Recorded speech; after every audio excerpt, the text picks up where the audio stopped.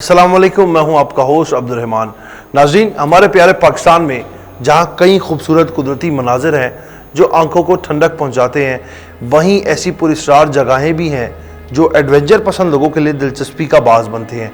आज हम ऐसी ही जगह का जिक्र करेंगे। इस जगह ने तो कई लोगों को तिगनी का नाच तक नचा दिया था।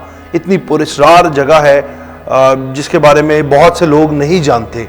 तो आज हम बात करेंगे मशहूर ज़माना कोह चिल्तन की। कोह चिल्तन कोयटा शहर से तकरीबन 13 किलोमीटर दूर वाक़ है। ये काफ़ी लंबा पहाड़ी सिलसिला है जिसके मनाजिर आप कोयटा शहर दूर से देख सकते हैं। ये पहाड़ 10,000 फुट के लगभग हैं। इस पहाड़ को अगर मेरे ख्याल से भूतघर भी कहा जाए तो ये गलत नहीं होगा। चिल्तन बेसिकली बलोची ज़ुबान का लफ्ज़ है जिसका मतलब है 40 लाशें।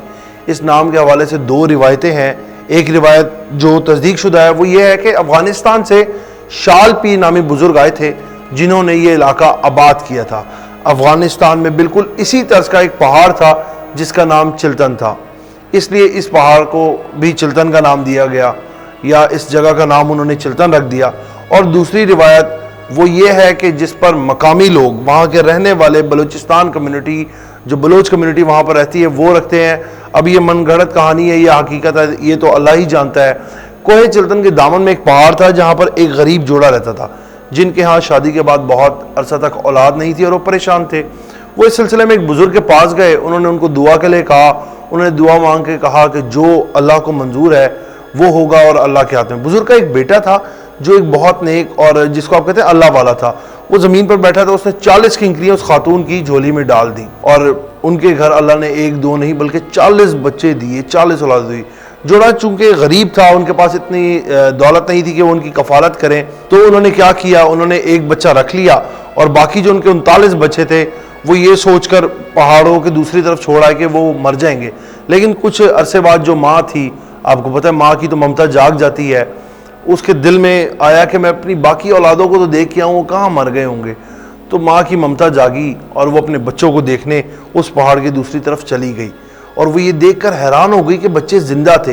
अब जब वो जोश में घबरा गई और घबरा के वो वापस अपने घर की तरफ भागी और अपने खाविंद को बुलाने के लिए, तो जो छोटे बेटे को वो अपने साथ लेकर गई थी वो उसको भी वहीं छोड़ आई। और जब वो वापस पहुंचे दोनों मियाँ बीवी, तो 40 के 40 बच्चे गायब थे।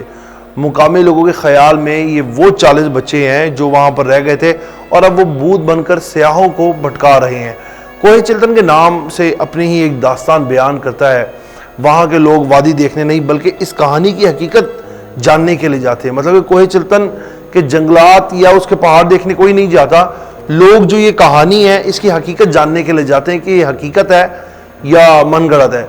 सियाह ने इस कहानी की तस्दीक यूं भी करवाई थी कि हमने पहाड़ का रास्ता बच्चों से पूछा था, मगर जो वहाँ के लोग थे रिहायशी रहने वाले, उन्होंने सर नफ़ी में हिलाया और उन्होंने कहा कि हमारे बच्चे चिल्तन पहाड़ की जानिब जाते ही नहीं हैं। तो ये सोचकर भी सियाह बड़ा हैरान हुआ था कि जब बच्चे नहीं जाते तो हमें वहाँ पर रास्ता जिसने बताया था वो बच्चे कौन थे। तो कई सियाहों के साथ ये हुआ वहाँ पर वाक़या कि जब वो रास्ता पूछते थे और वो बच्चे उन्हें रास्ता बताते थे और वो बच्चे मज़ीद भटका कर चले जाते थे, जिसकी वजह से सियाहों को वापस लौटने में बहुत मुश्किल पेश आती थी। इसलिए अक्सर लोग तो वहाँ के मकामी कोई भी रहने वाला गाँव का बाशिंदा बुज़ुर्ग साथ लेता है ताकि उन्हें वापसी लौटने पर परेशानी ना आए। और मुकामी लोगों की जानिब से इस पहाड़ पर जाने से मना किया जाता है। जब भी आप बलूचिस्तान जाएं चिल्तन देखने, तो वहाँ के मकामी लोग आपको मना करते हैं कि आप इस पहाड़ की तरफ ना जाएं।